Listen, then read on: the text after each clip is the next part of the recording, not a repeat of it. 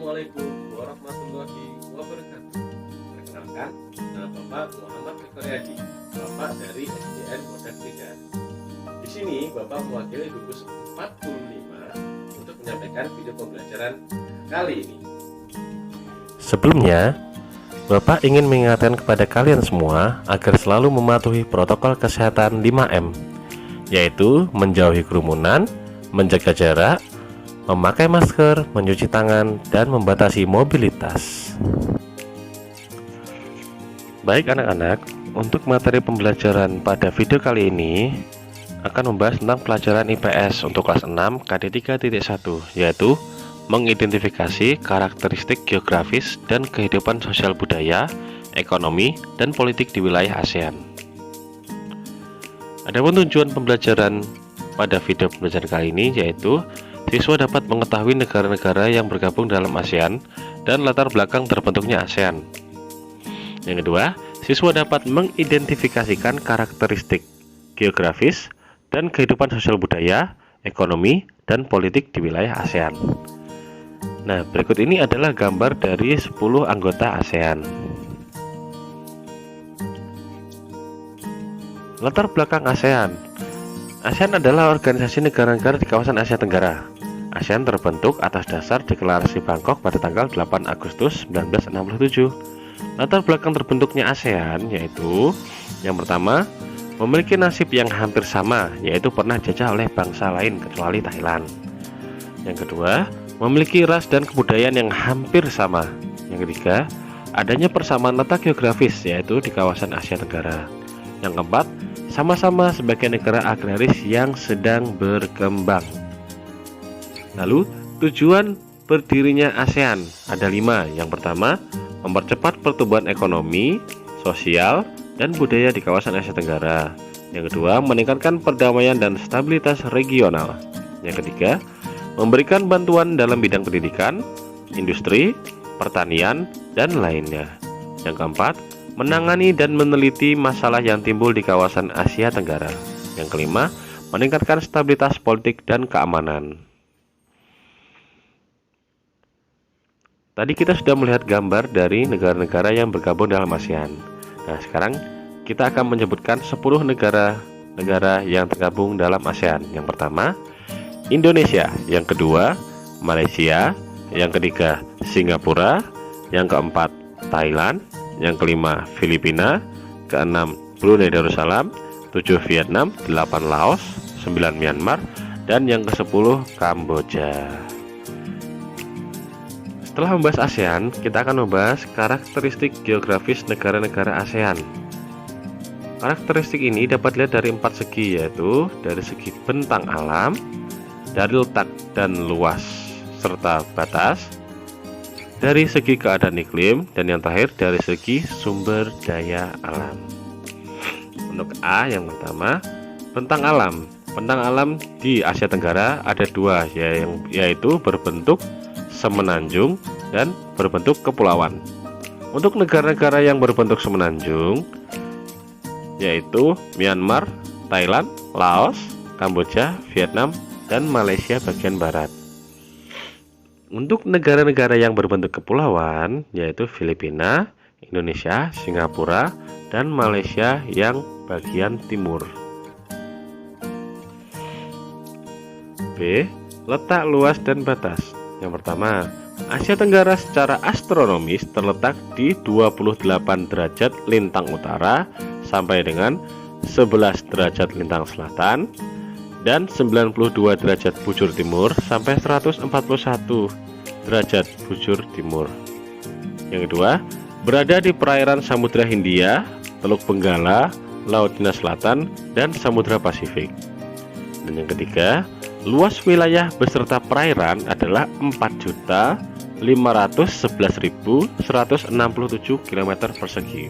Wow, luas sekali ya. Yang C, segi keadaan iklim. Yang pertama, negara ASEAN memiliki iklim tropis. Yang kedua, hanya Myanmar Utara yang memiliki iklim subtropis. Ketiga, di Asia Tenggara curah hujan cukup tinggi dan suhu udara cukup panas. Yang keempat, Negara ASEAN memiliki iklim laut, iklim gunung, dan iklim dataran rendah. Yang terakhir, dari segi sumber daya alam. 1. Memiliki tanah vulkanik, tanah aluvial, dan tanah endapan. Yang kedua, kaya flora fauna. Yang ketiga, semua negara ASEAN memiliki laut kecuali Laos. Yang keempat, hasil tambang dimiliki oleh seluruh negara-negara ASEAN kecuali Singapura. Untuk pembahasan selanjutnya, yaitu negara-negara ASEAN dilihat dari kondisi sosial, budaya, ekonomi, dan politik. Negara pertama yang kita bahas adalah negara kita sendiri, yaitu negara Indonesia. Untuk keadaan sosial budayanya, Indonesia memiliki berbagai macam tarian yang berbeda di setiap daerah. Selain tarian, terdapat juga banyak macam pantun dan gurindam. Untuk ekonomi, Indonesia tercatat sebagai pemasok minyak mentah dan gas alam. Selain itu, Indonesia juga pengekspor utama karet, kopi, coklat, ikan, dan minyak kelapa sawit, dan banyak hasil perkebunan yang lainnya. Untuk politik, negara Indonesia adalah negara kesatuan yang berbentuk republik, sehingga biasa kita sebut dengan Negara Kesatuan Republik Indonesia. Untuk yang negara kedua, yaitu negara Malaysia yang masih dekat-dekat dengan Indonesia. Untuk keadaan sosial budaya, mereka memiliki berbagai macam tarian. Ada beberapa di antaranya ulek mayang dan tarian zapin. Untuk kehidupan ekonomi, perekonomian Malaysia berubah sejak tahun 1970-an berkat ekspor bahan mentah. Sumber daya alam andalan mereka yaitu karet dan timah. Selain itu, perekonomian Malaysia ditunjang juga oleh hasil kelapa sawit, minyak bumi, dan gas alam. Untuk politik, sistem pemerintahan yang dianut oleh Malaysia adalah sistem pemerintahan parlementer. Yang ketiga, Singapura. Sosial budaya. Kebudayaan Singapura kental dengan aspek Tionghoa, Britania, dan Melayu. Untuk ekonominya, Singapura tidak memiliki sumber daya alam karena mereka hanya terdiri dari pulau yang sangat kecil. Namun perekonomian Singapura ditunjang oleh perdagangan dan pelabuhan transit yang mereka miliki. Untuk politik, sistem pemerintahan yang dianut Singapura adalah sistem pemerintahan parlementer. Negara keempat yaitu Filipina. Untuk kehidupan sosial budaya, mereka memiliki tinikling, tarian bambu tradisional khas Filipina. Bahay Kubo merupakan rumah tradisional Filipina. Untuk bidang ekonomi, perekonomian mereka bersumber pada hasil alam yaitu tembaga, nikel, emas, timber seng, dan kobalt. Untuk politik, sistem pemerintahan yang dianut Filipina adalah presidensial dan pemerintahannya berbentuk republik. Untuk selanjutnya yaitu negara Thailand. Untuk kehidupan sosial budaya, suku terbesar di Thailand adalah suku Thai, Tionghoa, Melayu, Khmer. Sebagian penduduk beragama Buddha. Untuk kehidupan ekonomi mereka bersumber pada hasil alam yaitu timah dan mangan. Untuk politik, sistem pemerintahannya adalah monarki atau kerajaan. Bentuk negaranya adalah kesatuan. Untuk negara yang keenam yaitu Brunei Darussalam. Kehidupan sosial budaya Brunei Darussalam didominasi oleh suku bangsa Melayu, sisanya suku bangsa Cina, Kedayan, Kadazan, dan Dayak. Untuk bidang ekonomi, perekonomian mereka bersumber pada hasil alam yaitu minyak bumi dan gas alam. Untuk sistem politik, sistem pemerintahannya adalah monarki absolut dengan sultan yang menjabat sebagai kepala negara dan kepala pemerintahan. Untuk negara yang ketujuh yaitu Laos. Laos memiliki bahasa yang diberi nama Lao dan agama yang dominan di sana adalah agama Buddha. Untuk kehidupan ekonomi, perekonomian mereka bersumber pada pertanian dan produksi utamanya adalah beras. Selain itu, juga menghasilkan umbi-umbian, jagung, tembakau, kopi, dan buah-buahan. Untuk sistem politik, sistem pemerintahannya adalah komunis dengan kepala negaranya adalah seorang presiden.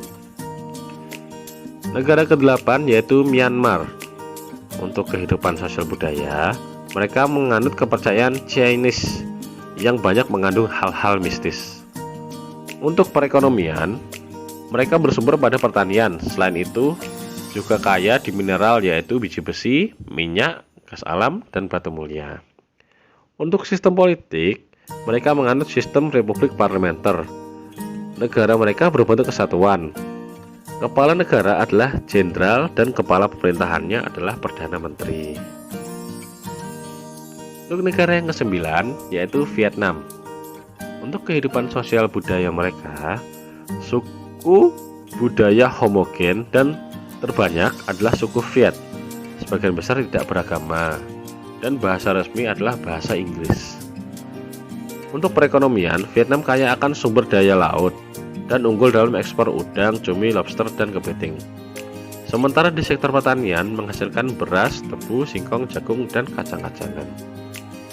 Untuk sistem politik, negaranya menganut sistem komunis dan merupakan sebuah negara dengan partai tunggal. Jadi hanya ada satu partai di sana. Untuk negara yang terakhir yaitu Kamboja. Kehidupan sosial budaya di Kamboja dipengaruhi oleh agama Buddha Theravada, jadi sangat kental dengan agama Buddha. Untuk perekonomian, dua komoditas utama Kamboja adalah beras dan karet.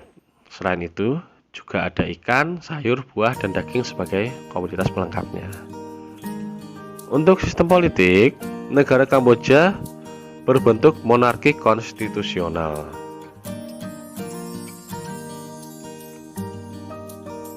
Nah, untuk kesimpulan dari pembahasan dalam video kali ini, yaitu negara-negara Asia terletak di Asia Tenggara dan umumnya mempunyai letak geografis yang sama. Jadi pada umumnya keadaan geografis negara-negara di Asia Tenggara atau di ASEAN memiliki kesamaan.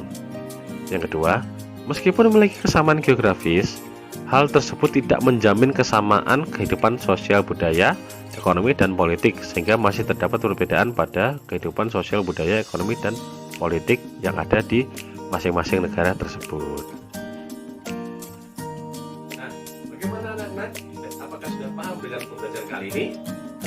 Semoga video pembelajaran ini bermanfaat untuk kalian. Dan jangan lupa jaga kesehatan dan tetap semangat belajar. Wassalamualaikum warahmatullahi wabarakatuh.